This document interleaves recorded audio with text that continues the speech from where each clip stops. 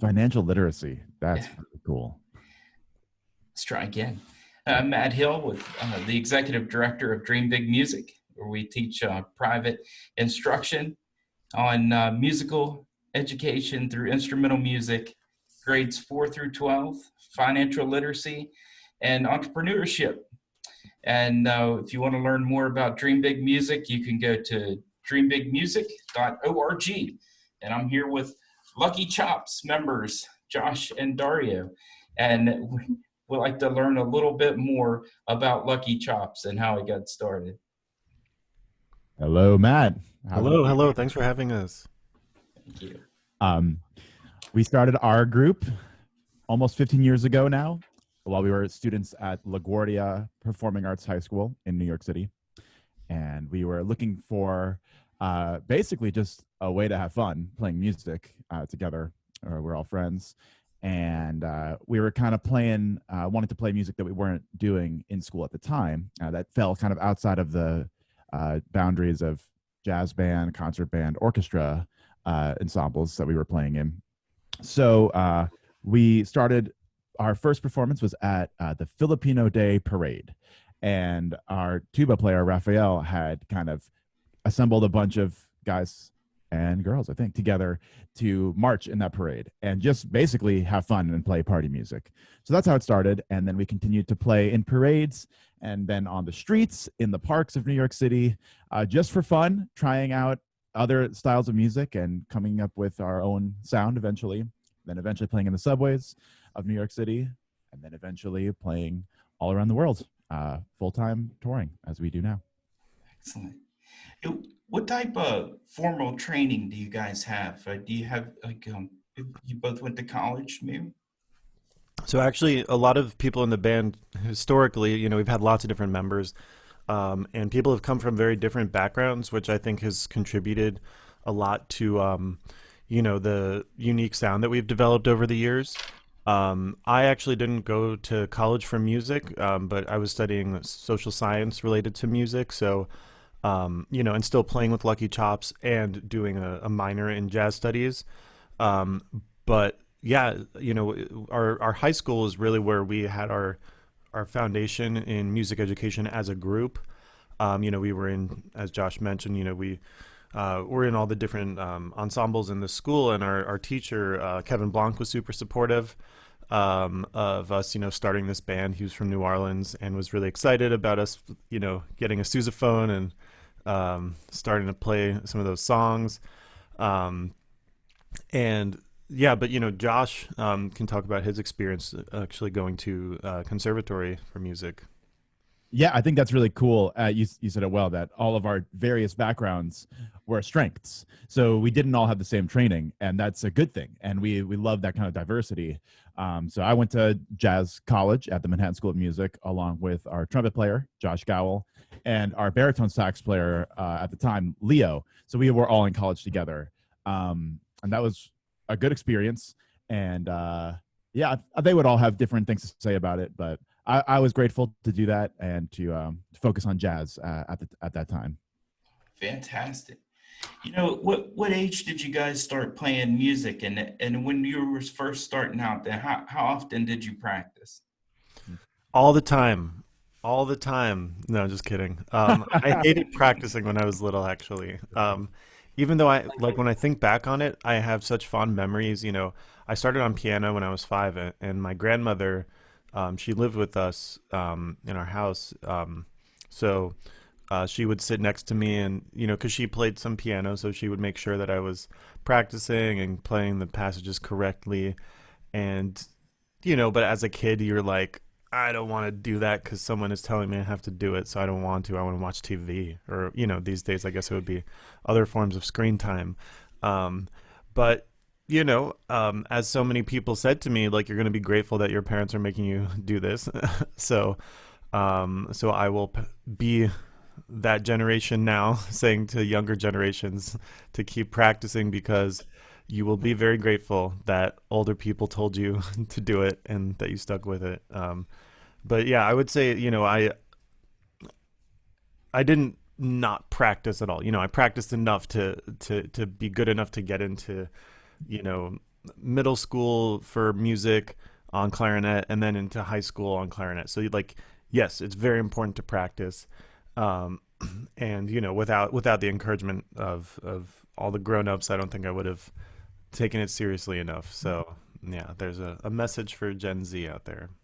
Nice. I think as a kid, I was encouraged to practice or incentivized to practice by having a lot of goals, like that were some of them were of my own, desire, but others were just imposed upon me. So whether it be, oh, you have to do this performance at this time, or oh, you have this audition at this time, and those forced me to practice to prepare for that most of the time. So that was actually a really cool thing, and I think that that's a good strategy to get the younger kids to practice is, oh, we have this concert coming up, or create these things that will then force them to practice in order to prepare for these kind of whatever events or auditions or these kind of things. So that was really a good thing that I'm glad that I had a lot of those to keep me motivated to practice. So yeah, I'm grateful for that.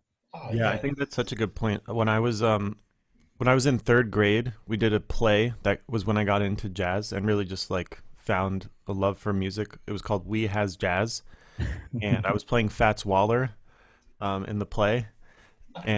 and I learned Ain't Misbehavin' on the piano, and I just got so excited about learning jazz songs on piano at the age of 8, and like, and there was like I remember there was a street fair where I got my first ever CDs, which one of them was a bootleg Japanese s- like collection of Thelonious Monk recordings. Um, and the other one was Count Basie Orchestra Live at the Sands. Not the album with Frank Sinatra. I guess it was the other night of the performance. Um, and so like having this outside, or just having like this specific thing to work towards, and that wasn't just like, here, sit at the piano, you have to learn this, I'm your teacher, and that's it. Just being able to like sort of see this whole world, this musical community kind of thing as well. It was a play. Like another kid was Thelonious Monk, another kid was playing Charlie Parker. Um, I think it's so important to have like to think beyond what you're doing in that immediate context. And so for kids, looking back on our experiences, um, I think it's really great to reflect on those things that inspired us to like look outside of, we're sitting here in front of the piano and we have to check off our practice journal or whatever, but rather here's like this whole big thing that you can be a part of. Absolutely. And I think you guys both make some just fantastic points there. And if you could give some advice to young students that are trying to learn improvisational skills, what would you offer? Great question. I think that for me, a good way to get into it is through okay, so let's say if there's a song that you're trying to improvise over, and it could be any style, it doesn't really matter. um, Try just playing the melody of the song and then just kind of like adding some flair to that, you know, and play the melody a bunch of times. And every time you play it, just see what kind of little flair you can come up with. That you don't have to stray far from the melody at all, but you can just keep adding a little, get a little bit more adventurous every time.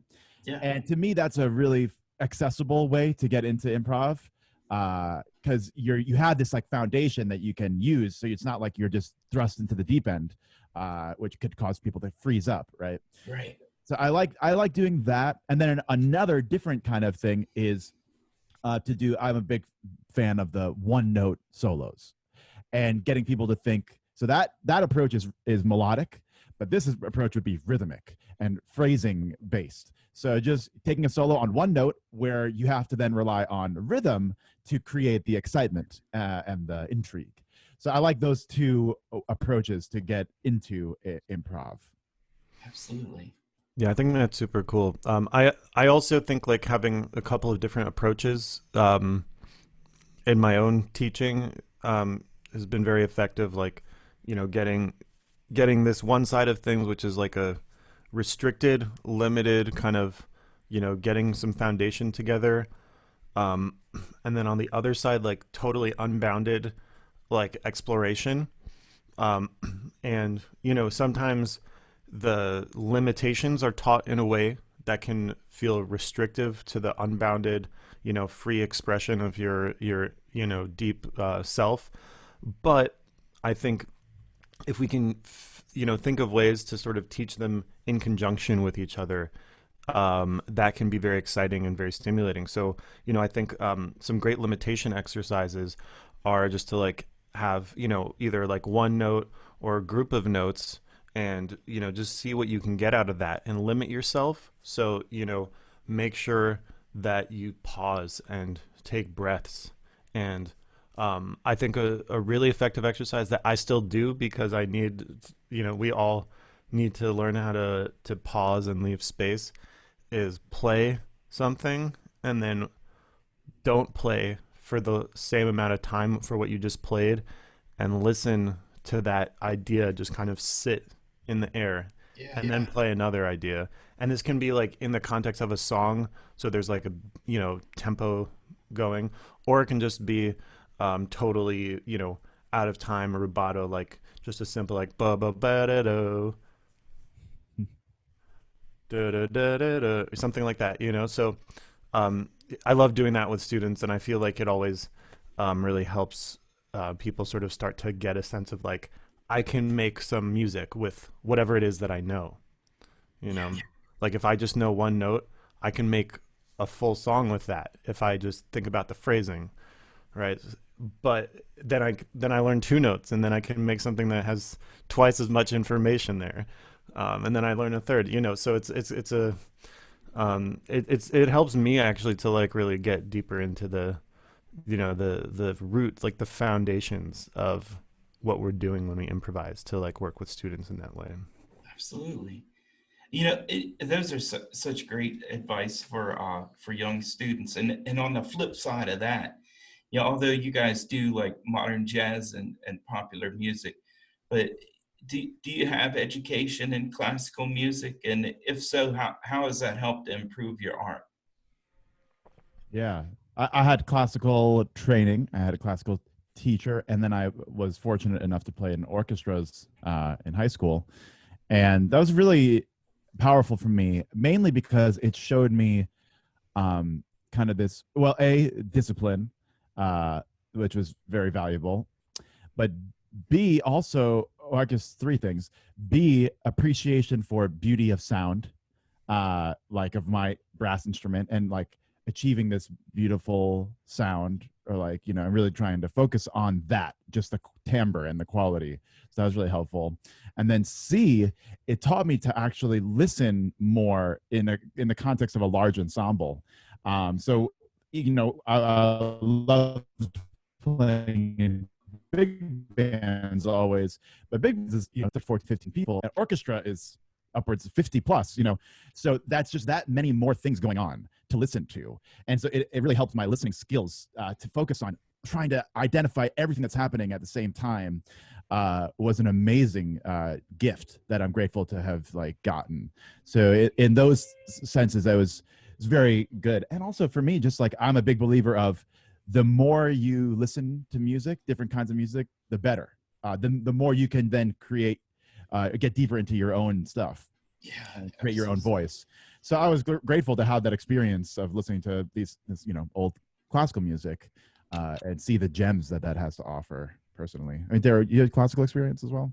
Not really. I mean, not in schooling. Like I never really gravitated towards classical technique when I was. So I started on clarinet and playing wind instruments, and I was much more interested in like the tone of jazz clarinet players, and you know, like, and not even like Benny Goodman, but more like some much more like personal, like Sidney Bechet. No one sounds like Sidney Bechet. Jimmy Jufrey, on the total opposite end of the spectrum, like a really sort of like airy vocal sound. Pee Wee Russell, like according to classical standards, like objectively wrong ways of playing the instrument. um, and so I kind of have like I have to grapple with that when I'm teaching students also, like like, here's how you're supposed to play it, just so you know, and so you can work on that. But like, you don't need to do that because there's amazing music out there where people who never learned how to do that or do something different. But yeah, definitely to second what Josh said about just like listening to different music. Like, more recently, I've actually been getting into classical clarinet and particularly bass clarinet. Actually, different passages and etudes, and it's actually been great. I found like I really just want to like develop that ability, because I've gotten really drawn to that sound. And I think, when you're younger, maybe it's harder to sort of appreciate and understand where it's all coming from and how it fits into the bigger musical picture that you're sort of stepping into. But at later in my musical development where I am now, I'm like really excited about learning classical bass clarinet. So that's just kind of how life goes, I guess. That's awesome. Your videos and your live performances have so much energy, and how do you guys keep that up? And then what do you think it adds to your shows? Yeah. I it's always different, but I guess one thing that we all share is that we think that the music, it goes beyond the page, right? It goes beyond uh theory, and it goes beyond technical abilities, these kind of black and white things. And we think that it's capable of, you could say, mystical, spiritual power, healing power, that can really go from person to person in a very just supernatural way, for lack of a better term. And that's the power of music that we love, and that's what we try to express through our music, that we can have this change, this healing nature to our sound that's just instrumental, coming out of our instruments and into the ears and hearts of those listening and those playing together in the band. And so our energy that's where it's coming from, definitely speaking for myself, and trying to just show people the power that this music is capable of, where maybe they've never felt that before, or maybe they don't know that music is capable of that. I think a lot of music these days that I hear, I don't feel that as much, that when I listen on the radio or whatever it may be. Yeah. So if this is the chance that people have to experience that, we want to do our best to convey that to people. And you never know what kind of an impact that can have on somebody. Absolutely. Yeah, I definitely agree with all that. I also wanted to specifically talk about like the movement that we do in our performances because Yeah. um, I think that there's an element of letting the music, just kind of take over and unbounded like energy and feeling that energy moving through the music and through your body. Um, and I think it's been different things for all of us as individuals at different times. Like, there was a point where I felt I could put the most energy into the music if I was like basically like convulsing with the energy going through the instrument, right? And I definitely like really messed up my back doing Oh that. no. Um, and on the other hand, I've also, experienced um, like this a more kind of like Zen approach to focusing, like limiting the movement in my body so that the energy can be fully directed into the instrument. And I think like there's things to draw from both approaches. Um, and I think, um, so I think it's important to like, pay attention to your physical health and not like overdo it in a way that's going to make it, harder for you to like do the thing that you love. Um, and just like sort of finding what it is for you, like, because the music, like playing music, moving your fingers it's dance, it's movement. And so we're always dancing. When we breathe, it's dancing, our body's moving. And so at a certain point I just was like, okay, maybe I shouldn't go as crazy and like especially like moving at like forward and backward because that was really messing things up. But maybe I can just feel like I'm dancing to this music. So that can just be like moving back and forth, and or it can just be like in the breath. And So yeah, so it's I think the way that we think about dance and movement um, is not necessarily just one thing. It can just be like a very like subtle motion, or it can be like an extreme motion, or it can be in between. And it's specifically with like the rhythmic groove based music. I think if you're letting that carry you while you're playing, then that will also like carry the rest of the band and carry the audience into that feeling as well. Absolutely. And you guys jump around so much in their dance. And how do you maintain your tone? Because you guys sound beautiful on stage. And you can't even tell that if you closed your eyes, you'd have no idea you were moving that much. But man, I can't imagine playing my horn and moving that much. I actually got a special mouthpiece that helps me do that. No kidding. It has a lot of cushion on Okay. the rim of the mouthpiece, and so that way, if I move, I have this like pillow on my lips. That's not like most trombone mouthpieces have a thin rim. That way, Mhm. if you move the wrong way, it's going to dig into your lips and cut it. But mine is thicker, so that way it's kind of softens the blow, for lack of a better term. Okay. Uh, and so that actually helps. It's a little hack right there. Nice. Yeah, I think gradually like figure out little ways, like subtle techniques where maybe we use some element of our embouchure or like the way that we're articulating or maybe pausing the breath in a very like very subtle way, that you can like land and not have it disrupt the tone, or maybe you just need to like use a little more pressure but blow in a way that's going to like flatten the pitch so that you don't raise it by putting pressure. I don't know, these like really subtle bodily movements that since we started doing this in the subway, and the first probably year that we were doing this, it was not nearly at the level of like jumping up and down and moving like crazy that it would eventually get to. Yeah. So I think it's like really specific subtle techniques that develop over time, somewhat unconsciously too. Because if I were to like before doing any of this, if I had like jumped while playing, it would just go like "Bah," Yeah. but very gradually like develop the ability to do that without noticing. And so yeah, if so kids, if you want to figure out how to do this, you just got to take it one step at a time. Like, don't hurt yourself. So around the time we started to get really into that kind of more invigorating approach, Yeah. I had a mentor, a trombone mentor in my life, he was 75 at the time, and he was jumping up and down while playing and blasting the trombone like crazy. So I was like, wow, if there's a 75-year-old man who can do this, like I can definitely figure out a way to do this myself. Yeah. So he's really inspired. He just passed away last year, but shout out to Elder Bab. He was the man. Nice.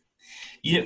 Is there any type of community outreach that Lucky Chops does, um, that your band's involved with, or would you ever consider mentoring young students? Yeah, we've I mean, while we've been doing stuff only online, I guess we haven't been able to do the same level that we would like to of actually like going places doing outreach. And us like as individuals, we do different degrees of that type of work and have over the years in many different capacities. Um, we played a lot of benefit concerts for like local organizations. Um, and it's definitely something that now that we've been able to establish ourselves more in a professional sense, that we're hoping to leverage some of that um, you know network of people who want to support, maybe that we can like turn that into something that we can use to give back more. And so but it's definitely at the top of our priority list, and like it really deeply informs just the way that we make music in general, and treat that, understand that as a act of service and giving to others.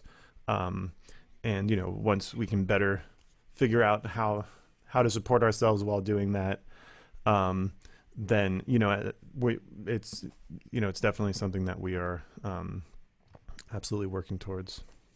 Yeah, for the past couple of years, while we've been on tour, when possible, we've tried to fit in school clinics and school performances, kind of that line up with our tour routing. And that's been really awesome. It's hard to do that and then give 100% to try and inspire the kids and then play a show right afterwards. Yeah. But it's really rewarding, and that's been really fun to do. So we're going to continue that once, I don't know, touring happens again in the future. But in the meantime, while we've not been able to do that, we've been focusing a lot on doing online one-on-one lessons with students and kind of doing some mentorship in that way, which has been a really cool experience. It's been a way for us to make the most of this kind of COVID downtime. We're not playing. We could focus more on the teaching, which has been really, really great. And like Darrow was saying, once, so there's a vaccine and touring starts to open up again, we'll be looking for a way to really achieve a nice, full, realized vision of this in an in-person and online capacities. So yeah, really. It goes back to like our mission. Like, we learned this stuff. We learned how to be a band and how to play our music because we had awesome mentors ourselves.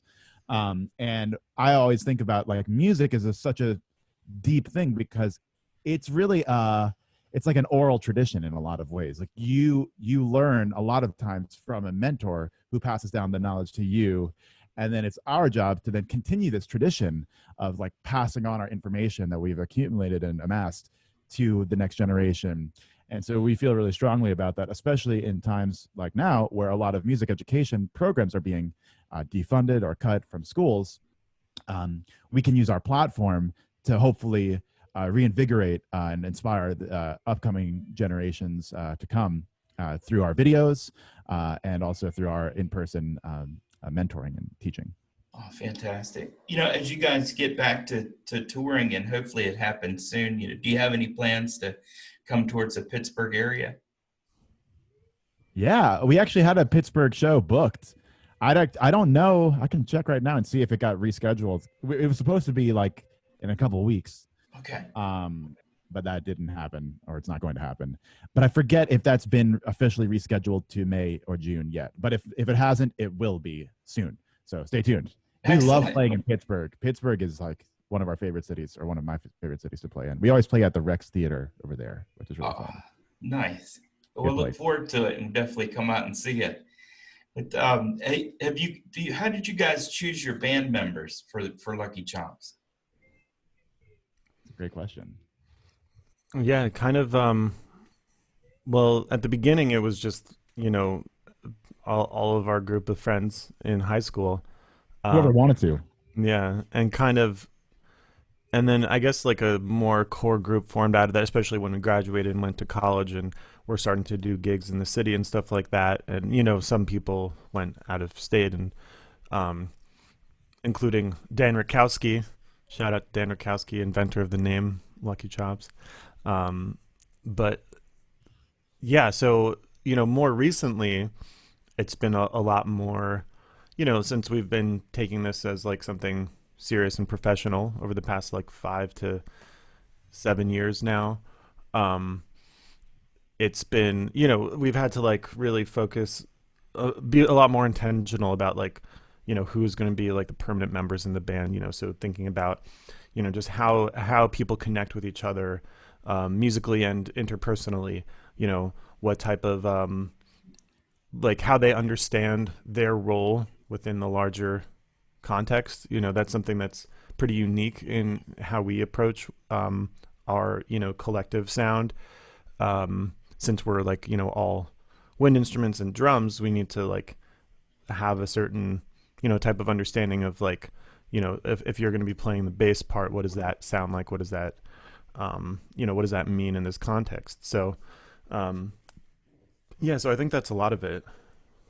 Yeah, I think that in New York City, where we live, there's the best of the best a lot of times as far as people and their instruments, and people that can just play anything you could possibly throw at them and more. But that's not what we're actually after necessarily in a player. And what we're looking for is kind of more players who are the most like themselves. Not just chameleons who can play anything you throw in front of them, but instead actually players who are uniquely themselves. And that goes along with the message that we want to impart to, future generations, which is you can find your own voice, and it's a way for you to actually get deeper in tune with who you are as a person through music. And so that's really what we're after when we look for our musicians, is that, and then combined with this giving spirit, like knowing that like we are playing this music for ourselves, sure, but actually mainly to show this power, to give this power to others. And so when we find people who are aligned with that vision, that mission, it tends to click really well. And an example, or my always like guiding light for band members stuff, was always Duke Ellington.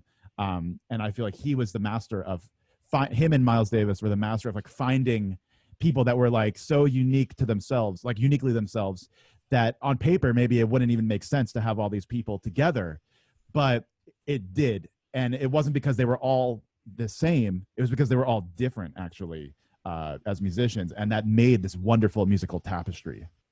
Yeah, absolutely. I'm a big fan of the Duke myself, and I know what you're saying. That is a great strategy. And what advice could you give some students that don't necessarily have quality music programs in their school right now, but they want to take music seriously? Yeah, great question. And personally, for me, it's hard during this time, but I would say, I mean, kind of YouTube is a good way to stay motivated, just because there's anything and everything in the world that you could ever imagine is there. Yeah. And so you can go down rabbit holes, good rabbit holes of music stuff, and discover so much awesome inspirational music that way. That's one idea during this rough time. I mean, Dara, what do you think? I think, yeah, on the like video idea, I mean, if you're not in a place where you can meet up with your friends and play outside safely, having like using the platform of like recording and making videos can be a really fun way to sort of learn more about that craft, and listen to yourself and be able to like critically examine what you're doing and really try to get it right. So like making some videos with your friends where you play along, what you can make like a backing track, or use like a MIDI playback from an arrangement that you do on like Sibelius or Finale or Muse score, and have everyone play along with it and record themselves, do a count off, so that everyone's lined up on the technical side of things. And make some videos, put the little boxes in the different places, or even something as simple as like acapella is a fun, really easy app to use. But that can be a really good way to really learn new things about your playing and hone your abilities, as well as make music with your friends. Yeah. Josh, you touched on, when you were talking about choosing band members, it was that networking. How important is networking, and how do you get started in building your network? That's a interesting question.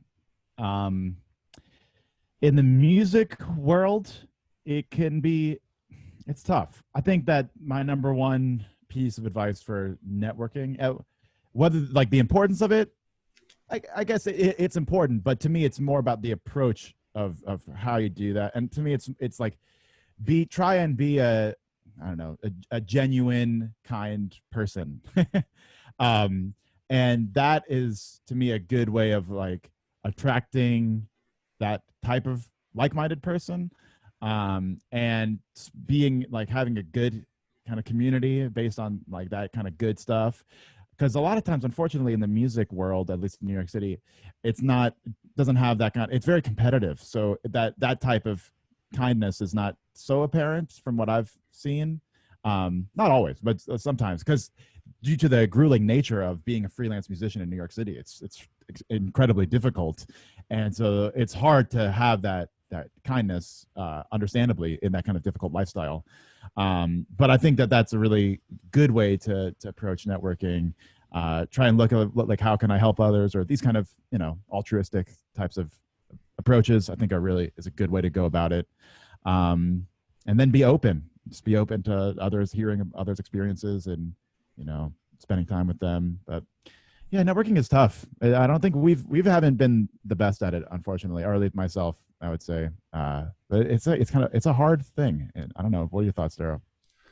Yeah, I mean, I think like the term networking around something like music, that's, uh, in my approach to it, like a really sacred calling is tough. And I think it kind of speaks to this tension between like having a career and having to sustain yourself, um, and, also wanting to follow this sacred calling. And I think, um, in an ideal world, like this wouldn't be, musicians would be supported, and, it wouldn't be such a like,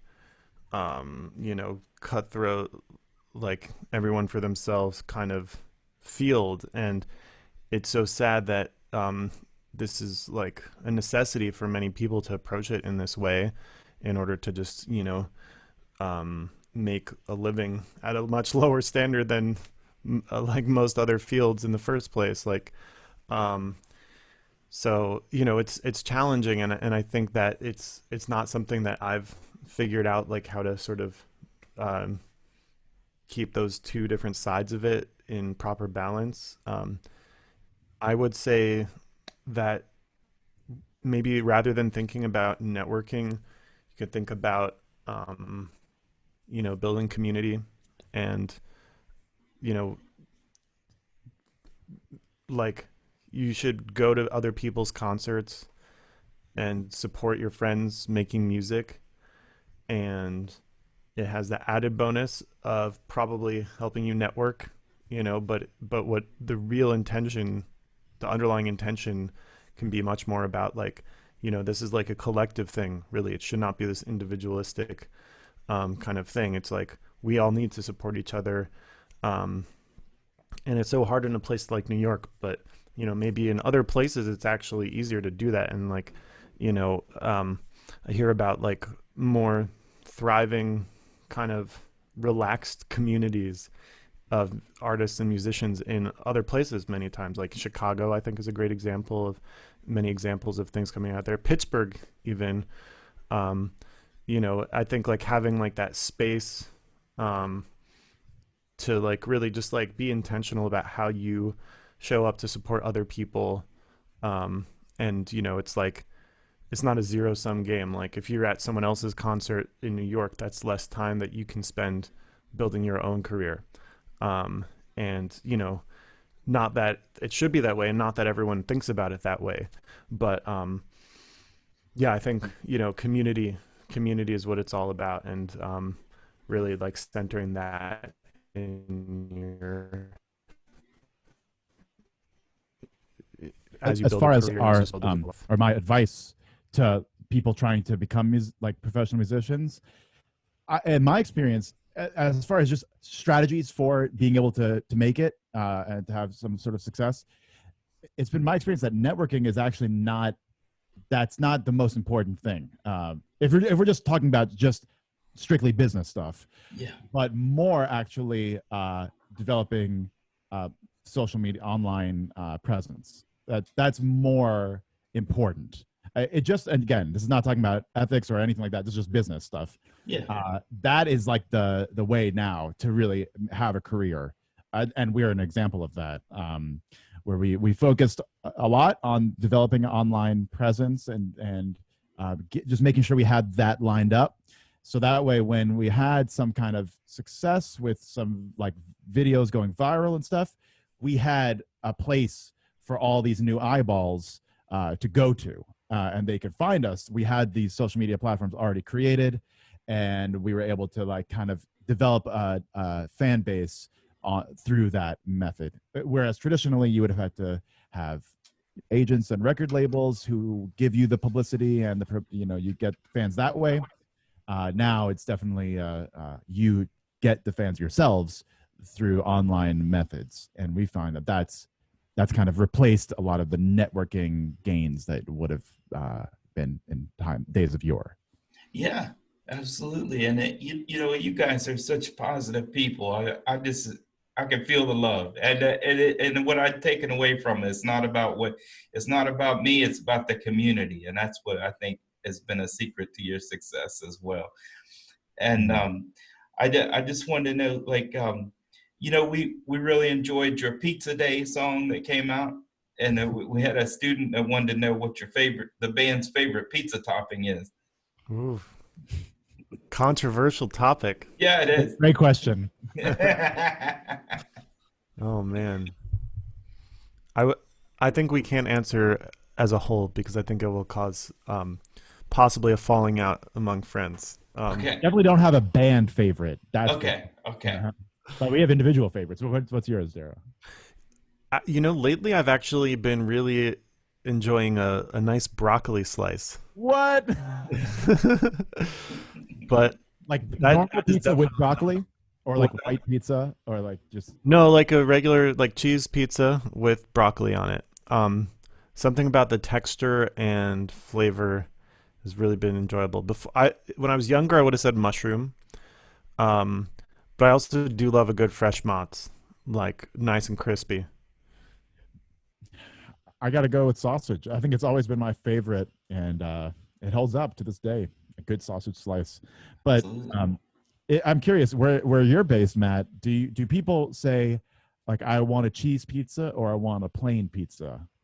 Um, they just say a slice, A and slice. that usually intends of this cheese and pepperoni. That's the regular around here. Whoa. So The if I just pepperoni said a regular. slice, that would be pepperoni. Yeah. Whoa. Oh, interesting. Yeah, in New York, plain is what you'd use for like what most of the country seems to call a cheese slice. Yeah. Um, but yeah, pepperoni would be like something that you would specify. Oh, nice. Yeah, that's the standard with pepperoni here, and then we have the square pizza around here.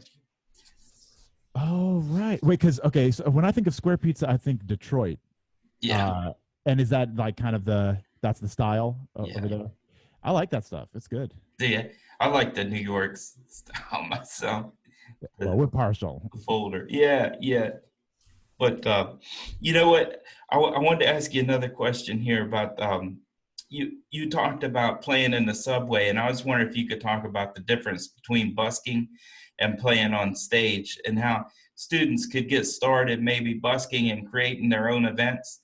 And is there any rules that they should be aware of before they start that adventure? You have to check with your own local municipalities to investigate the legal rules, which we definitely that's disclaimer right off the bat. We're not responsible, No, no, no, no. but Yeah, it's very different in lots of different places. yeah, we did our first ever tour, if you can call it that. We went around the country, just in a in a little car, four of us, and just like kind of we did a little cross country road trip after like college and stuff. And we were thinking, oh, it's gonna be fun. Let's just play around the country when we stop in some random cities. And then we realized that we have to investigate every single city that we would stop in to see if we're even allowed to do that at all. So it actually is a thing. Like you have to really check with your local places. But yeah, I think that is the greatest thing you can do is start by doing that even before you play shows, and that is going to give you so many skills, and that will make your stage performances so much better, for lack of a better term. But mainly for us and for me, the direct connection with passersby and you is the coolest thing, and that really is like the magic. You like connecting with these random strangers who are not there to see you. You know, they are there to do something very different most of the time. And if you can grab them, not by your skills necessarily, but by your that connection, if you can connect with them and stop them in their tracks, quite literally, that is like it's a very deep thing, and it shows you the deep power of music, which then you can take and make it nice and pretty and whatever you want to do, put some bows and frill on top and add some pizzazz. But when you get that core, that's the essence for us of music, period. So I think that you get that really by doing these kind of guerrilla style performances. Yeah, it's really like, you're playing music for everybody, which is what it should be. Um, it's like people don't have to pay to see you. They don't have to pay like, $20 processing fee on top of their ticket price or whatever. That, as the musicians, obviously none of that is going to us, right? And, but if people feel compelled, they will support you with money.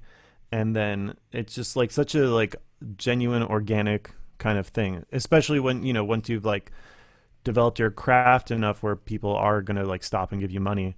Like, we were able to get to a point doing that where we could, easily make rent from what we were making playing in the subway, which is, really a blessing.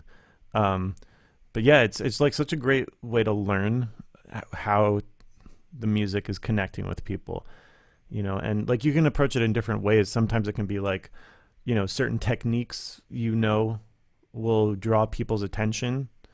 Um, but also, on a maybe deeper level, like what, just like how do you convey your music, and how do you like put an intention behind it that is about connecting with people rather than, um, doing it for whatever reasons of ego driven reasons, right? Like how do you break down that barrier with people? And if there's people walking by, thousands of people walking by, like if you're in a big city, um, you just have so many opportunities to try to make that, organic, deep connection. Um, and yeah, learn what works and what doesn't, and you'll keep getting better at it. And, you can bring that into your stage performance in a way that you wouldn't have really learned if you didn't go out there just like on the street trying to connect with people. Absolutely.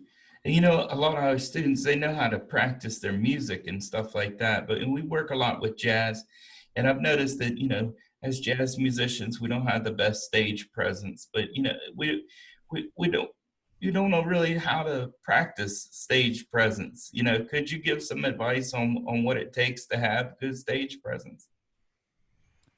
Yeah, it's tricky because you look at a guy like Miles Davis, right? To me, Miles Davis had amazing stage presence, even though, to like objectively speaking, you could say he has terrible stage presence. His back is faced to the audience or whatever. He's pointing his horn down on the floor.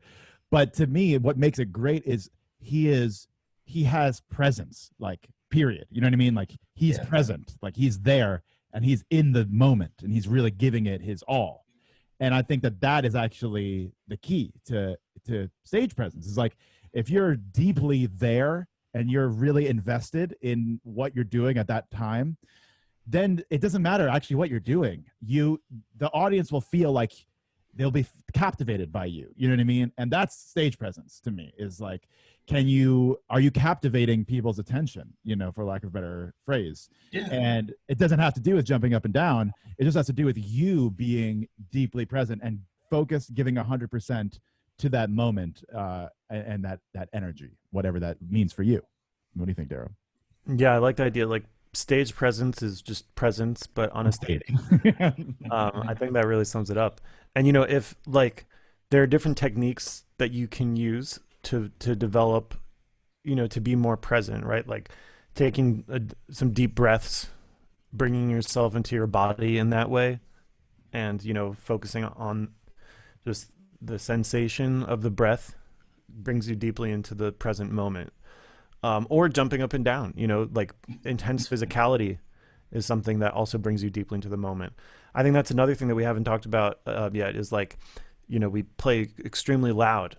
Um, and this is something that is like in so many different cultures and musical cultures and styles, like there's like such an intense physical side of playing really loudly that kind of just pulls you in to the present moment. Like I think about like flamenco and the singers and the clapping and stomping. It's like, they're stomping really hard and they're singing like really intensely, and it pulls you in as a listener, and it pulls, like, they are in that moment really deeply. So when we're like putting a lot of air, pushing our instruments beyond what we believe is their physical capacity, and putting more air, getting more sound out of it, um, that is really physical. And in some, like, if you're not conditioning properly, practice and relaxation exercises, it can cause problems like physical issues. But if you can find a way to like balance it and do your homework and do your exercises to stay um, comfortable and relaxed, then it can actually be a really productive thing. Yeah, excellent. And then let me ask you a question real quick about reads. How Yeah. how many reads do you have going right now? I mean, like we have saxophone students that they have their favorite reed, and then when that reed breaks, it's usually a tragedy, you know. But do you keep like multiple reeds going at a time? Yeah, I play regularly, tenor, alto, clarinet, five reed instruments that I need to keep going on a daily, or when we're performing or recording consistently, like on a daily basis. Mhm. Um, so you know that's a lot of instruments, a lot of sets of reeds. And so I actually have been using synthetic reeds on most of my horns except for tenor, because I can't feel comfortable with a synthetic reed on tenor. Um, so on tenor, yeah, I definitely keeping a few reeds ready to go. Um, and when we're doing, like, when we're on tour, I'm usually going through a read every couple of shows because of how much air we're putting in and how intensely, and like the tonguing, Yeah. using like very percussive, strong articulation. Um, it's really wears the reeds down very quickly. Um, so yeah, so I'm pretty much always going through reeds, and I think it's a good thing to develop. Just being comfortable with like how to maintain and set up a reed, and get a couple going, so it's not like a tragedy when your reed breaks. Um, but also, yeah, like once you find a good read and you know what that feels like, everything else just sucks. You feel like you forgot how to play the instrument, you know. So I definitely know the feeling, and it doesn't get better. It's just like you just learn that that's what you're trying to get to, that feeling of having a good read. Synthetic reads are cool if it's just like too much to like keep a bunch of different instruments and their reeds all in shape. And um but yeah, I mean, if you can get your cane reed game together, it's definitely the way to go. Nice. And I want to thank you guys for doing this interview. I really appreciate it. It's been a pleasurable experience, and I learned a lot from you. Do you have any new releases coming out soon? Actually, we have a new old release coming out very soon. I think it's October. Was it like 14th or 15th, something like that? I think it's in the middle.